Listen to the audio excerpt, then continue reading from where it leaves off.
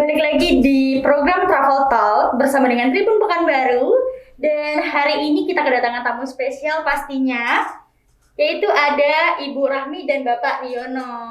Oke Bu, boleh sapa sahabat Tribuners yang ada di rumah dulu. Hai Tribuners. Jadi ini ya diambil alih dulu ya. Iya, diambil alih dulu. Ya, saya Rahmi. Kebetulan saya sekarang sebagai sekretaris wilayah Masyarakat Sadar Wisata. Hai, selamat sore Tribuners. Saya Riono Gede Tirusoko, Ketua DPD Putri Riau. Ya. Oke, Bapak dan Ibu, pastinya kali ini karena berhubung dengan travel, kita akan membahas tentang pariwisata. Benar sekali ya Pak ya? Dan kali ini bertemakan Riau Tourism Outlook 2021 Tourism Recovery. Oke, nanti Anggi akan tanyakan seputar tentang pariwisata yang ada di Pekanbaru, terutama lagi di masa corona ini. Oke. Pertanyaan pertama dulu deh Bu. Nanti boleh Bapak atau Ibunya nih saling bersautan boleh. Situasi pariwisata pada saat ini yang kita tahu bahwa kemarin kita sedang mengalami fase corona ya Bu ya. Itu seperti apa Bu? Kalau saya lihat sih sekarang tingkah laku dan kesadaran masyarakat untuk hidup lebih sehat sudah terlihat ya Pak ya. Betul. Dampak positifnya itu, sehingga ini juga membawa dampak positif juga sebenarnya untuk kami-kami yang bergelut di pariwisata, sehingga menciptakan kondisi yang aman, sehat, dan cinta lingkungan. Nah, artinya saya yakin 2021 wisata akan lebih maju, lebih baik, dan lebih bergeliat lagi ya Pak ya. Kalau kita lihat mungkin ini sekitar bulan Juli, Agustus ke sini itu udah mulai ya Pak ya.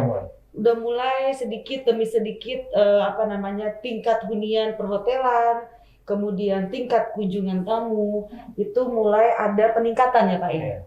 Jadi saya yakin 2021 akan lebih baik dibanding sekarang. Amin, insya Allah. Mungkin Bapak mau menambahkan ini sama Bapak dosen. Saya bukain biar suaranya agak sedikit antang. Jadi kalau kemarin itu kita ketika PSBB M gitu ya, itu pertumbuhan atau kegiatan usaha pariwisata tuh mencapai titik nadir kalau secara nasional itu 10% di tempat wisata. Tapi kalau kita alhamdulillah di Riau rata-rata itu masih bisa 15-18%. Kita berharap seperti disampaikan Ibu Rahmi, jadi kita berharap dengan adanya kesadaran masyarakat yang semakin bagus, kemudian adanya sosialisasi dari pemerintah yang gencar, diiringi dengan beberapa program pemerintah seperti yang terakhir kita lakukan. Sekarang ini CHSE ya? CHSE sedang gencar-gencarnya. Kita berharap itu akan membentuk suatu sikap perilaku kesadaran sehingga iklim pariwisata untuk tahun 2021 mudah-mudahan sudah menuju perubahan. Ya, kalau misalnya sekarang yang kita khawatirkan itu adanya tingkat pendapatan masyarakat yang rendah karena banyak PHK, banyak apa. Mungkin kita berharap pada kuartal kedua itu sudah bisa mencapai 60-70% dibandingkan kondisi sebelum COVID. Mudah-mudahan seperti itu. Iya. Dan kita juga mengharapkan bahwa tahun depan semoga COVID ini pelan-pelan berkurang. Ya, insya Allah. Vaksin sudah datang. Vaksin sudah datang. Dan kita ada kepercayaan diri ya Pak, akan lebih confidence kayaknya semester 2 udah mulai menggeliat tuh pariwisata. Yang penting itu tetap menggunakan masker, menjaga jarak, mencuci tangan. Sama seperti kita menjauhi kerumunan, iya benar sekali menjaga jarak. Nah Pak, pertanyaan selanjutnya itu kebutuhan masyarakat tentang pariwisata itu seperti apa? Pada dasarnya pariwisata itu kan kalau di dalam teori psikologi ya, pariwisata itu kan indikator daripada masyarakat sejahtera.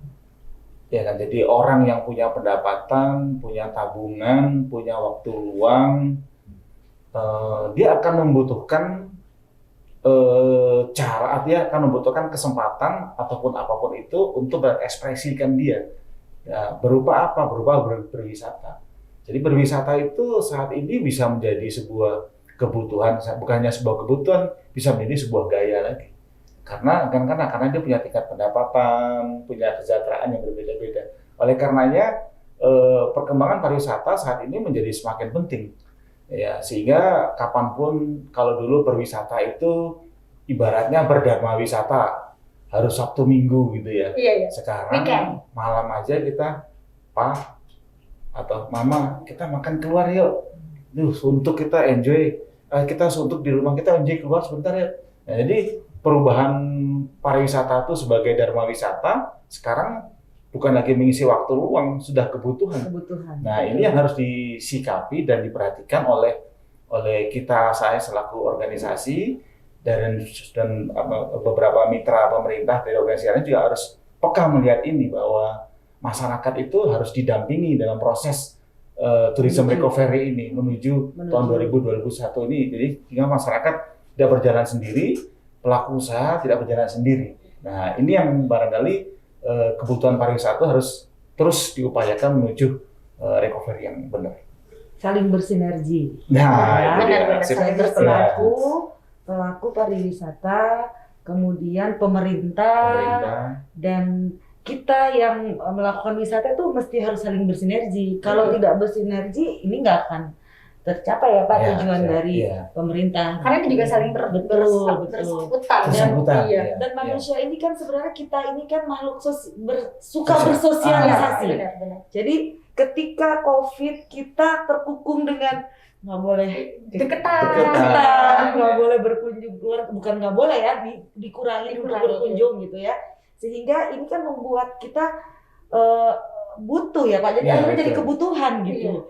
Aduh, suntuk juga gitu kan. Udah berapa bulan nggak keluar. Ini aja dibuka sedikit aja udah gitu kan. Gitu. Karena tinggal nanti memang kita yang harus sering-sering, pemerintah harus sering-sering mensosialisasikan, mengedukasi kita yang mau berwisata supaya lebih aman, sehingga wisata jalan masyarakatnya pun aman, benar ya Pak ya? Aman.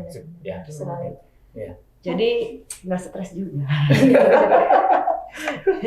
Kayak Anggi pribadi udah berapa bulan nggak ke mall, rasanya tuh pengen ya kayak gitu. Ke mall udah berapa lama di rumah aja gitu, paling cuma ke kantor pulang gitu kan. Mungkin bisa dibuka tapi harus tetap mematuhi protokol kesehatan. Jangan cuek. Iya, artinya gini. Udah pemerintah udah coba buka, ini udah nggak kaku kan, dibuka mall dibuka satu ya Pak ya, tempat pariwisata sudah mulai boleh dibuka, hotel juga udah mulai buka gitu ya. Jadi sekarang kitanya yang harus tetap menjaga protokoler kesehatan supaya apa? Ini saling bersinergi, saling jalan. Karena kalau kita tidak mengikuti aturan, ini yang mau buka nih jadi stuck lagi, tutup lagi karena apa? Makin banyak gitu. Masyarakat semakin serampangan jika tidak diawasi, dunia usaha terhukum betul. Jadi ini kayak buah simalakama ya Pak ya. Dibuka enggak tertib, kitanya juga repot ya. Enggak dibuka lebih repot lagi. Enggak ada hiburan juga sama sekali, kita juga bakalan stres mungkin ya Bu ya. Indikator masyarakat sejahtera negara itu berarti gagal, tidak bisa mencukupi kebutuhan warga negaranya. Artinya birokrasi tidak berjalan. Ya kan? Birokrasi berjalan. Tapi saat ini sudah bagus pemerintah. Kita baru saja selesai mengikuti BIMTEK ya kan, tentang CHSE, salah satu program pemerintah. Bagus. Pak, Andi juga mau nanya, ya mungkin Ibu kenapa kan? CHSE ya. Dan tadi Andi mendengar CHSE itu apa sih? Itu perlu kita kasih tahu. Benar, untuk sahabat yang benar di rumah ya. Apa sih CHSE? Cleanliness. Artinya bersih, ya kan? Udah disediain tuh tempat cuci tangan sebelum masuk tempat pariwisata, sebelum masuk ke hotel, sebelum masuk ke bioskop, sebelum masuk ke mall, semua udah disiapin kan? Kemudian healthy, sehat. Lalu sehat apa nih? Apa yang dimaksud sehat? Ya pakai hand glove, pakai masker, itu bagian salah satu sehat ya. Kemudian CHS, safety, aman. Kemudian yang terakhir nih yang nggak kalah penting, menjaga kelestarian. Menjaga kelestarian itu tetap harus. Berarti CHSE itu memang yang harus dibutuhkan Itu protokol kesehatan juga Ya, termasuk ya, Iya, ini Bu? udah ininya program Iya. pemerintah ya, Template Pak. semuanya. Program pemerintah. Jadi pemerintah sebenarnya ini bagian rangkaian daripada ibaratnya apa ya, pucuk dicinta ulang tiba atau ada kesempatan ini diajukan itu kan. Jadi ini sebenarnya melekat dengan kelayakan sebuah usaha untuk operasi. Ya. Iya. Agar sebuah usaha beroperasi khususnya di bidang pariwisata itu wajib mengikuti atau memiliki sertifikasi JHSE. Dan kita tempat wisata di Pekanbaru sudah ikut homestay, sudah ikut bintang, hotel-hotel terlebih. Jadi ini ya, saya kira pemerintah sudah melakukan upaya yang benar, membentuk ciptakan kondisi yang bagus kepada pelaku usaha agar tempat-tempat wisata, tempat-tempat usaha kepariwisataan telah mengikuti JHSE yang benar. Jadi seperti disampaikan Ibu Rahmi tadi, masyarakat tinggal sekarang masyarakatnya yang harus dikawal. Agar apa? Agar mereka juga memiliki kesadaran. Kalau nggak memiliki kesadaran, pelaku usaha sudah sadar, ya babak belur juga. Iya. Babak belur juga. Ya. Tempat usahanya dibuka tapi nggak ada yang datang juga itu Wah, kacau juga. kacau juga. Kacau Iya, juga, ya. benar-benar Jadi sekali. JHSE cleanliness, healthy, safety, dan environment. Gampangnya gini deh, kesehatan, kebersihan, Keselamatan. dan kelestarian Dan lingkungan lingkungan. hidup. Udah 4K ya, Iya. bahasa Indonesianya gitu. Fakta itu juga udah ada dari SD sebenarnya ya, diajarkan dari SD kan gitu ya, ada tulisannya. Iya, benar. Iya, Benar-benar. iya. Dan itu juga baik juga untuk tempat pariwisata itu sendiri biar higienis mungkin ya Bu ya, kan Iya, harus aman, cuci aman. tangan. Nah, memang. Nah, sekarang udah jadi kebiasaan kan? Iya benar, Iya. pakai masker. Kebiasaan. Salah Nenek satu moyang kita dulu yang cuci tangan, sekarang udah nggak, dulu kan diabaikan ya Pak. Iya. Dulu harus dimarahin dulu kayaknya cuci tangan. Indonesia kan terkenal Iya. kuat. Iya. Benar-benar. Pernah kita dikritik kan, cuci tangan kan bagus ya, Iya. kan, pakai disinfektan bagus ya. Kok baru sekarang ya, pada dulu ya? Iya juga ya. Iya benar-benar. Kan kebiasaan. Kebiasaan jadi pakai masker juga jadi kebiasaan Kebiasaan, sekarang. Iya benar. Bu, peran organisasi Pak di dalam pariwisata ini seperti apa? Oh, kalau kita Putri, Perhimpunan Usaha Taman Rekreasi. Ya, saya putra, tapi saya laki-laki, tapi saya ketua Putri. Perhimpunan Usaha Taman Rekreasi itu adalah bergabungnya usaha-usaha taman rekreasi di seluruh Indonesia. Dan untuk di Riau, kita itu sudah berkembang, tapi masih di provinsi. DPD belum ada, karena untuk tempat wisata mungkin baru tahun 2019, 2018, 19, 20 lah mulai berkembang. Jadi mungkin nanti di Musda 2021, itu mungkin baru daerah-daerah mungkin ditumbuhkan. Jadi peran organisasi besar, Pak. Ya, peran organisasi besar. Jadi seperti saat ini, kita Putri mendahulukan untuk tempat-tempat rekreasi segera mengikuti JHSE. Kita himbau untuk mengikuti JHSE. Kemudian kita juga membantu pemerintah dalam rangka BIMTEK-nya. Kemudian yang ketiga, nah sekarang mungkin melalui acara ini juga kedepannya kita buat tips-tips untuk wisata aman dan sehat dan aman gitu. Itu bagian daripada upaya kita untuk mendampingi para pelaku usaha.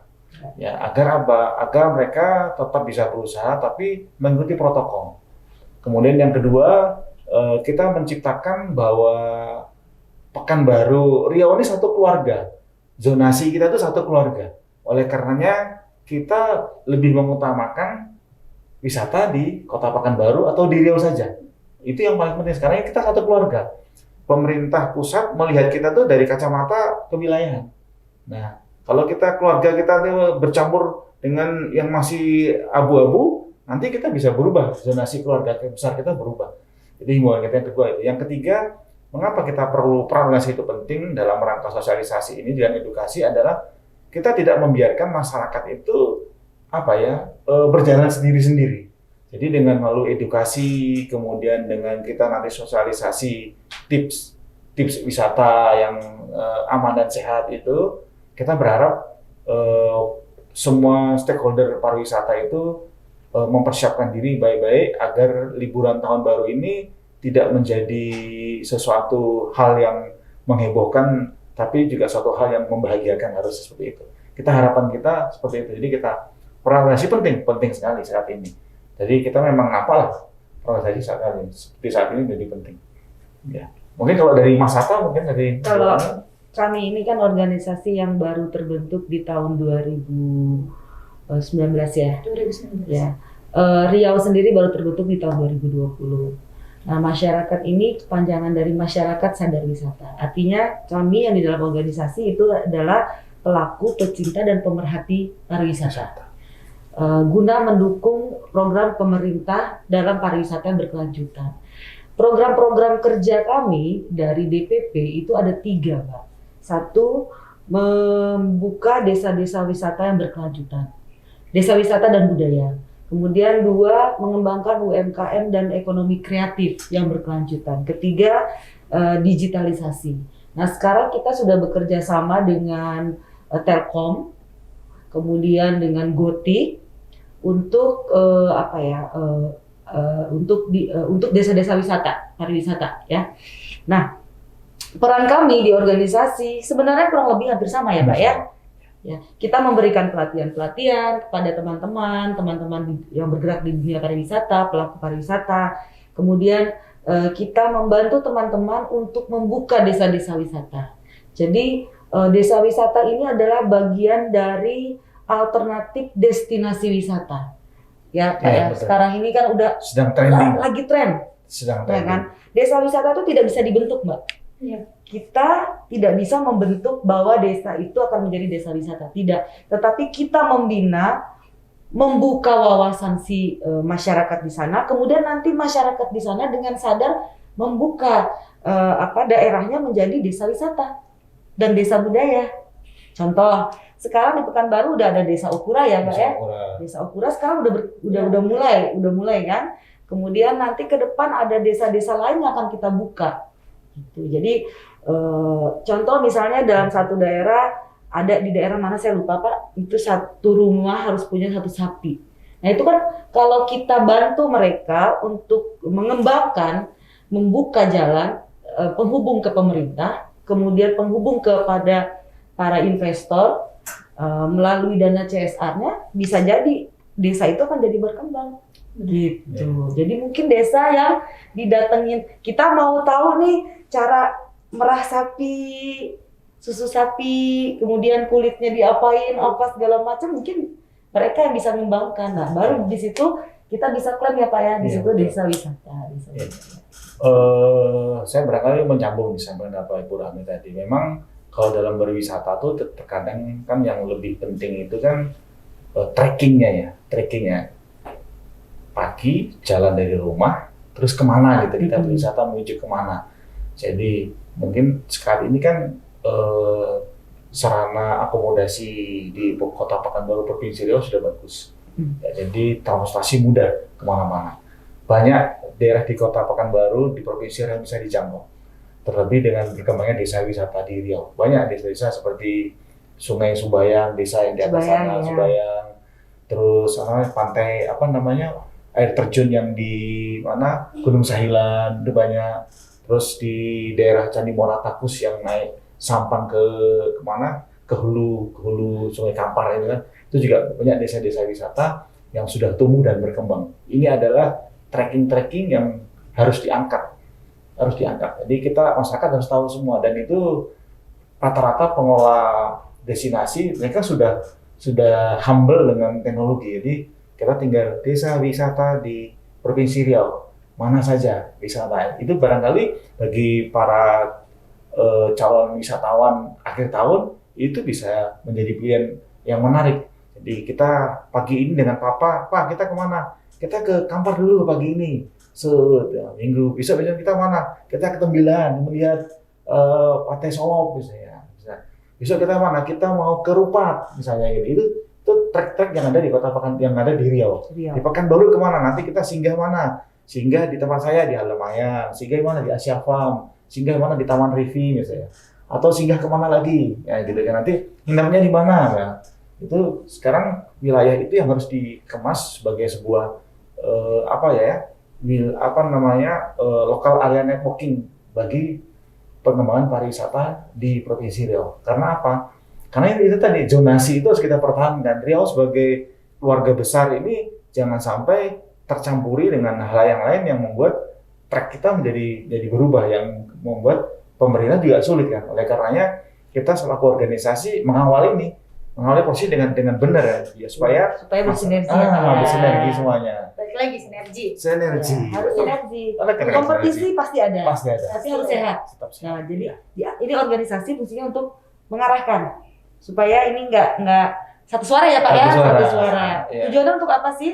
Iya. Mendatangkan income semua kan, Iya, betul. untuk membantu pemerintah supaya lebih banyak kunjungan yang datang. Kan nggak mungkin datang ke cuma satu tempat, itu nggak mungkin, Iya. pasti 2-3 tempat, ya kan Mbak? Ya, betul. Berarti ibu dan bapak ini kerjanya sambil jalan-jalan. Oh. Bener Bu? Ya itulah enaknya. Iya, enaknya ya, pariwisata. Pariwisata, Jalan-jalan. berjalan-jalan. Nah, ngomong-ngomong tempat pariwisata yang ada di Pekanbaru, buat sahabat Tribuners di rumah nih Pak, yang mungkin terpencil atau yang masih belum banyak dikenal. Mulai kita sebenarnya gini, berwisata itu kan sebenarnya di dalam apa ya? Ini seperti kuliah juga jadinya ya. Jadi pariwisata itu sebenarnya proses daripada alam imajinasi gitu ya. Jadi ketika dia menikmati apapun sebenarnya bisa jadi tempat wisata. Betul. Ya kan? Benar sekali. Apapun bisa menjadi produk pariwisata selama dia proses imajinasinya berjalan. Tapi kalau kita bicara tentang destinasi, nah ini dia, destinasi itu kan sesuatu yang orang menyatakan tempat wisata, kita datang ke sana. Nah, itu destinasi. Jadi tempat destinasi wisata di Kota Pekanbaru ini kalau berdasarkan misalnya peraturan banyak sekali mau wisata apa dulu gitu kan. Karena wisata sebagai tempat tujuan untuk orang rekreasi, bersantai, mengisi waktu luang itu definisinya banyak sekali. Kalau misalnya kita tempat rekreasi ya bisa misalnya ke mana misalnya Danau Buatan, Bandar Kayangan, Itu udah ada. sudah ada misalnya, kemudian ke Asia Farm, Alamayang, Taman Devi, Taman Rebit, seperti gitu ya, kayak Kampung Rebit, agrowisata Tenayan, ya kan, agrowisata Palas, kemudian kebun kelengkeng, Nadine, kebun binatang, kemudian apa lagi sini kolam Borneo Park, Waterpark Ya, Borneo, waterpark. Waterpark Borneo. Mau ke utara lagi, ke selatan lagi masih ada lagi gitu. Jadi banyak tempat-tempat wisata. Mau kita wisata kuliner, mau dari yang mahal sampai yang murah di Pekanbaru lengkap ya, dari eksklusif sampai yang humanis ada semua. Begitu juga tempat penginapan gitu kan. Nah ini mumpung sekarang ini kan saat-saatnya hotel banding harga Bu ya. Iya. Ini orang hotel ini tahu Iya, ya, jadi tahu hotel Promo banding air harga. tahun Jadi juga sekali. mumpung belum akhir tahun, Iya. jadi para pemirsa sekalian Ayo yang segera mau nikmatin. pindah dari Dumai, dari Tembilahan gitu, ya Nikmatin susun, hotelnya. susun udah rencana, rencananya. nginep di hotel mana? Sasa, ngomong sekarang hotel masih banding harga ini kan? Jadi Sama kalau- tempat pariwisata juga. Iya. Nah ini kesempatan ini trekking untuk wilayah Pekanbaru itu paling tidak tuh 2 hari 1 malam kalau mau menjelajahi Semua tempat. semua kota Pekanbaru. Di Tapi kalau mau di Riau bisa lebih karena Kerupat sendiri sudah beda udah sendiri. banyak. Ke Bengkalis Bengkalis sudah sendiri. Dumai gitu ada. kan. Menikmati pantai dengan mobil, dengan motor cross bisa di Rupat bisa, mau tag trail pun bisa. Nah, dia kalau jam 11, jam 10 tuh pantainya itu bisa sampai 300 meter dia punya bibir pantai itu, lebarnya pantai itu. Kalau biasanya pantai itu kan kecil ya, pasir gitu ya. Iya. Ini ketika air surut dia lebar sekali. Jadi mobil pun mau sekencangnya pun ya jangan kencang-kencang. Artinya bisa 16 kilo panjang pantainya, pasir putihnya itu bagus. Ya, mau ke Selat Baru juga bisa. Banyak pilihan-pilihan yang bisa dipakai. Sebenarnya kita banyak, Pak. Banyak. Banyak banget. Mungkin itu tadi ya. Jadi harus saling pelaku pariwisata, penikmat pariwisata, dan pemerintah harus saling berkolaborasi. Kenapa? Pelaku pariwisata sudah menyediakan begitu banyak tempat-tempat wisata, begitu banyak alternatif tempat wisata. Tetapi ketika pemerintah tidak konsen, Iya. tidak mensupport, brandingnya kurang, Iya, itu juga nggak akan ini. Branding itu perlu. Branding. Jadi Penting begini sekali. Pak, saya punya cerita. Ya kemarin kita ada Rakernas Masata kan Pak. Iya. Di masa Rakernas kemarin di Bandung, saya punya misi. Kami tuh Masata Riau punya misi. Bagaimana caranya masa Rakernas tahun depan dilaksanakan di Riau? ya kan. Jadi kita tuan rumah kedua setelah Bandung selama masa Nekat. berdiri. Nah, ya Nekat, kan. ya? Kita sudah bicara dengan kepala dinas pariwisata, bicara dengan gubernur. Kita nggak mungkin melakukan itu kalau tidak ada izin dulu. Nah, sudah dapat izin nih dari gubernur sama dinas pariwisata provinsi.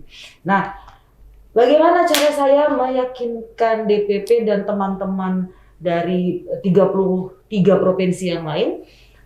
Saya membuat satu video kejutan yang kita kemas dalam 2 hari kerja dengan tim. Itu tempat-tempat wisata 12 kabupaten kota. Ya, saya baru setahun sebenarnya tinggal di Pekanbaru. Saya aja ngelihat videonya, betul saya nyanyi Indonesia Pusaka kan live. Jadi saya aja lihat videonya tuh merinding. Sedemikian banyak tempat wisata yang ada di Riau. Hanya saja punten banget. Brandingnya nih yang perlu banget nih disupport ya Pak ya. Iya, betul. Brandingnya perlu banget disupport. Padahal bagusnya tuh nggak kalah dari nggak kalah. Iya, Dan benar. mereka tuh berdecak kagum baru tahu, oh ternyata Riau ada Bono ya, Iya, ada sungai yang bisa buat Iya. surfing ya gitu. Iya. Oh ternyata ada bakar tongkang.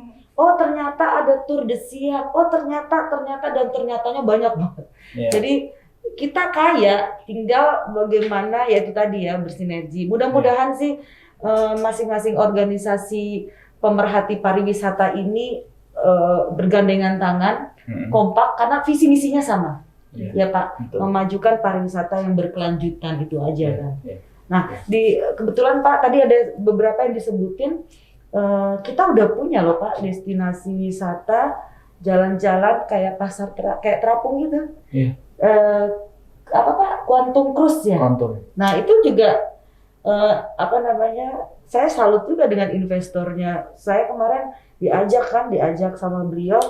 Saya mendengarkan, ya ampun, udah segitu banyak yang dia keluarkan termasuk kayak Almayan dari awal ya Pak ya. Itu berdarah-darah ya Pak ya. Sekarang udah menikmati sama nih. Nah, artinya apa? Ya itu tadi, butuh support, saling bersinergi ya Pak ya. Jadi kalau di dalam barangkali sesuatu hal yang harus diperbaiki. Misalnya asumsi kita tentang pariwisata di Riau untuk tourism recovery tahun 2021 mungkin kita sudah harus merubah mindset kita tentang pariwisata Riau. Jadi kalau nggak ada pariwisata di Pekanbaru kemana, itu kita harus merubah.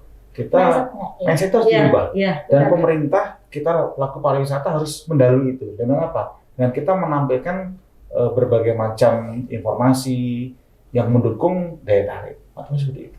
Karena pada dasarnya kegiatan pariwisata itu kan bukan hanya satu pihak saja. Bukan kita berpariwisata satu hari, nggak bisa ke satu tempat, pasti ke tempat-tempat lainnya. Gitu. Dan memang harus kita akui bahwa pariwisata itu akan berkembang sesuai dengan perkembangan wilayah. Ya kan? Pekanbaru kedepannya akan menjadi sentral di Sumatera bagian timur kan, sentral di sini di Riau. Jadi otomatis jasa pariwisata pasti akan trending, jasa kepariwisataan akan tumbuh. Nah kita orang Riau harus menyikapi ini. Kita bagaimana tempat kita tetap menjadi tempat yang trending untuk kegiatan pariwisata. Nah, itu harus kita kemas. Kita harus bangga. Terus berbangga beraktivitas, melahirkan ide-ide agar pariwisata itu tumbuh bagi masyarakat di Kota Pekanbaru sendiri. Dan kita sebenarnya Riau punya identitas sendiri loh Pak, Iya, yang beda sudah. dengan yang lain. Karena kita Melayu kan? Iya, Iya. betul. Nah, budaya Melayunya kental banget. Jadi mungkin itu ya Pak yang harus Ya, di betul. branding ya Pak ya. Branding. Di branding terus gitu. Udah mulai tuh setiap hari Jumat kita udah pakai baju Melayu. Baju Itu kan koko, salah iya. satu Iya. ya Pak ya. Terus udah mulai tuh saya kalau di pakai pantun. Nah, itu kan Ciri khas Melayu. ciri khas. Iya, Nah, ciri itu khas. mesti terus jangan sampai ibaratnya kalau kita lagi nge-branding produk kan media sosial nih sekarang yang lagi ini ya, yang bisa membantu. Nah, jadi ibaratnya tuh fit tiap hari harus diisi tuh. Kalau enggak libur 3 hari, libur 4 hari orang udah lupa lagi. Iya, Iya kan, Pak? Iya, betul. Ragam informasi terkini kami hadirkan tiada henti. Simak tribunpekanbaru.com. Oke Bu, kalau misalnya tadi kita sudah berbincang tentang destinasi, Anggi mau minta tolong jelaskan tentang cipta kondisi. Cipta kondisi pariwisata. Oke, ya jadi Cipkon untuk tahun 2021 sebenarnya itu kan adalah bagian yang harus diupayakan bersama agar proses penyambutan tahun 2021 dan proses kegiatan pariwisata di tahun 2021 itu berjalan dengan baik, gitu ya. Kehidupan pariwisata kemungkinan tidak akan semeriah sebelum kegiatan sebelum terjadi COVID, ya karena apa? Karena faktor ekonomi, tingkat pendapatan sebagainya. Tetapi ada suatu hal yang harus diperhatikan, itu adalah euforia masyarakat ketika sudah lama tidak berwisata, dan ini adalah kesempatan yang langka. Jadi yang dikhawatirkan itu. Oleh karenanya satu cipta kondisi yang harus diciptakan, yang harus diperhatikan adalah kita selaku organisasi itu mengawal pelaku-pelaku usaha agar selalu meningkatkan kepedulian, kemudian keseriusannya mengaplikasikan CHSE yang sudah diberikan pengetahuannya. Jadi dia harus concern di situ. Agar apa? Agar pelaku usaha itu tidak menjadi sesuatu yang tertuduh. Kadang kan kalau kita abai, kita dianggap tertuduh. Namun demikian, itu juga harus dibarengi. Kita dari organisasi juga tidak membiarkan masyarakat itu berwisata dengan buta. Bahwa dia, aku nggak peduli, nggak ada corona itu tidak. Kita nggak boleh abai. Jadi tetap kita harus mendampingi masyarakat melalui sosialisasi, edukasi.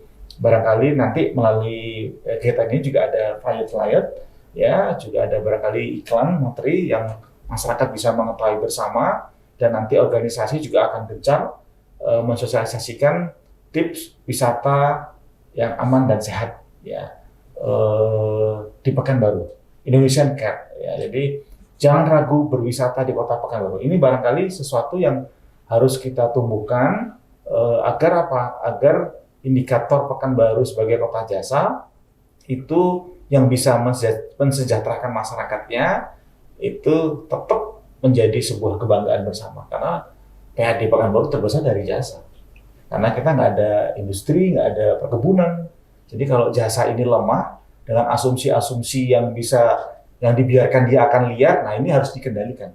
Kita selaku pelaku organisasi, kita melihat ini perlu diwaspadai. Oleh karenanya kita berharap melalui pemberitaan ini itu akan menjadikan suatu informasi, pembelajaran yang berarti dan berharga kepada masyarakat. Nah, itu mungkin seperti itu. Kalau dari Mas Atta mungkin ada pandangan yang lain? Semua udah dirangkum sama Pak Yono. Hanya saja mungkin kepada para pelaku lebih konsisten, tertib dalam rangka menjalankan protokol kesehatan. Kemudian masyarakat yang berwisata pun juga harus konsisten dan tertib menjalankan protokol kesehatan supaya semua saling berkesinambungan. Pemerintah pun terus menerus menggalakkan yang namanya CHSE protokol kesehatan, sehingga termasuk apa? Pada UMKM. Nah, termasuk pada UMKM. Karena di tempat pariwisata itu pasti ada UMKM di sana. UMKM kreatif juga harus menjalankan protokol kesehatan. Ditambah branding melalui digitalisasi. Ya, kalau kita udah buka tuh di Instagram, cari aja deh di Instagram Pekanbaru, udah pasti akan kelihatan muncul tuh di situ tempat-tempat destinasi wisata, ya. Jadi banyak sekali. Ya betul. Jadi mari kita bersinergi, mari kita bekerja sama untuk menciptakan wisata yang sehat dan aman. Nggak usah kemana-mana, cukup di Pekanbaru saja. Di Riau saja. Jangan kemana-mana.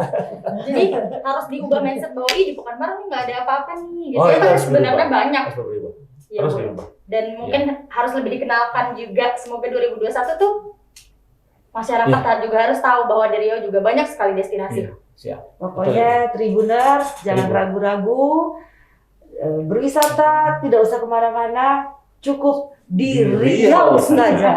Pada luar biasa sekali. Iya. Tapi Bu, ini udah dari tadi pertanyaannya sudah merangkum semuanya Merangkum seluruhnya. Nggak terasa ya. Waduh, Satu iya, jam ya. udah 1 jam Perasaan ini. aku baru 20 menit. Karena tentang pariwisata ini banyak sekali yang seharusnya kita bahas. Tapi alhamdulillah tadi sudah terangkum semuanya ya Bu ya dalam waktu 1 jam mungkin kurang lebih. Dan semoga kehadiran Bapak dan Ibu di sini bisa jadi sesuatu yang bermanfaat bagi sahabat Tribuners yang ada di rumah. Mungkin bingung mau destinasi kemana, jadi tahu. Nah, Kayak Anggi juga ya. tadi ada Okura gitu ya Pak. Ya. Ternyata banyak sekali. Yaudah, terima kasih Bapak Ibu sudah Sama-sama, menyempatkan waktunya terima kasih, terima di kasih. Tribun Pekanbaru. Semoga lain waktu bisa main-main ke sini lagi. Siap, terima kasih. Oke, sahabat Tribuners yang ada di rumah, sekian Travel Talk kali ini. Sampai jumpa.